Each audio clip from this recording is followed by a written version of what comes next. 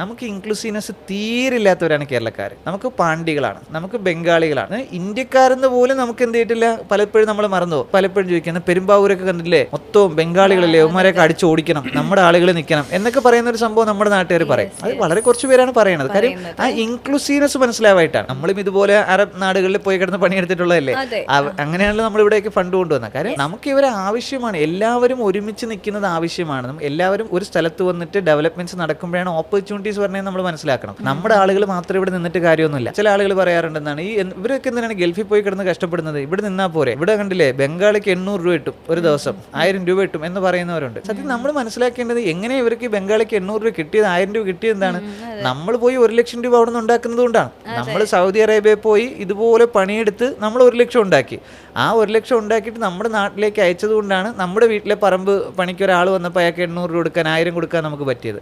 നമ്മൾ പുറത്തു പോവാതെ എല്ലാവരും കൂടി ഇവിടെ നിന്ന് കഴിഞ്ഞാൽ 80 രൂപ പോലും കിട്ടില്ല. പണ്ട് കളയക്കാർക്ക് 80 രൂപയായിരുന്നു എന്ന് പറയുമ്പോൾ എന്തുകൊണ്ടാണ്? ഈ മൂല്യം വലിയ എമൗണ്ടിൽ ഏൺ ചെയ്യുന്നവർ അടുത്ത ലെവലിൽ സ്പ്ലിറ്റ് ചെയ്ത് കൊടുക്കുമ്പോഴാണ് അവർക്കത് വലിയ എമൗണ്ട് ആവുന്നത്. അപ്പം നമ്മൾ കൃത്യമായിട്ട് മനസ്സിലാക്കേണ്ടത്, എക്കോണമി എന്ന് പറഞ്ഞാൽ അങ്ങനെയാണ്. ഇനി ഒരു നാട്ടിൽ കുറച്ച് ആളുകൾ മാത്രം നിന്നിട്ടുള്ള ഡെവലപ്മെന്റ്സ് ഒക്കെ അതൊക്കെ പോയി. എല്ലാവരും എല്ലായിടത്തും ഉണ്ടാവണം. ഗ്ലോബൽ എക്കോണമിയുടെ പാർട്ടാണ് നമ്മൾ. അപ്പം ഇനി പഴയതുപോലെ പാണ്ഡ്യ, ബംഗാളി, അതാണ് ഇതാണെന്ന് പറഞ്ഞ് നിൽക്കാതെ നമ്മൾ എല്ലാവരെയും ഉൾക്കൊള്ളാൻ പഠിക്കുക എന്നുള്ളതാണ്. നമ്മുടെ ഡെവലപ്മെന്റ്സിന് വേണ്ടി അവരെയും കൂടി ഉൾക്കൊള്ളുക എന്നുള്ളതാണ്. നമ്മുടെ വളർച്ചയ്ക്ക് വേണ്ടി അവരെയും കൂടി ഉൾക്കൊള്ളുക എന്നുള്ളതാണ്. അവരെയും കൂടി നമ്മൾ ഉൾക്കൊണ്ടിട്ട് ഒരുമിച്ച് നിന്ന് കഴിഞ്ഞാൽ നമുക്ക് കുറച്ചും കൂടി ബെറ്റർ ആവാം. നമുക്ക് കുറച്ചും കൂടി ഇൻകം ക്രിയേറ്റ് ചെയ്യാൻ പറ്റും. നമുക്ക് കുറച്ചും കൂടി ഓപ്പർച്യൂണിറ്റി ക്രിയേറ്റ് ചെയ്യാം. അവരൊക്കെ ഇവിടെ ഒന്ന് സ്പെൻഡ് ചെയ്യട്ടെ, അവർ കസ്റ്റമേഴ്സായിട്ട് ഇവിടെ ഒന്ന് സ്പെൻഡ് ചെയ്യട്ടെ, അവർ ടൂറിസ്റ്റുകളായിട്ട് ഇവിടെ ഒന്ന് സ്പെൻഡ് ചെയ്യട്ടെ, അവർ ഇവിടെ ഒന്ന് എംപ്ലോയ്മെന്റ് ക്രിയേറ്റ് ചെയ്യട്ടെ, ജോബ് ക്രിയേറ്റ് ചെയ്യട്ടെ, അവർ അവരുടെ നാട്ടിലെ ക്യാപിറ്റൽ കൊണ്ട് ഇവിടെ ഒന്ന് ഇൻവെസ്റ്റ് ചെയ്യട്ടെ. അങ്ങനെയല്ലേ ഈ നാട് ഡെവലപ്പ് ആവുന്നത്.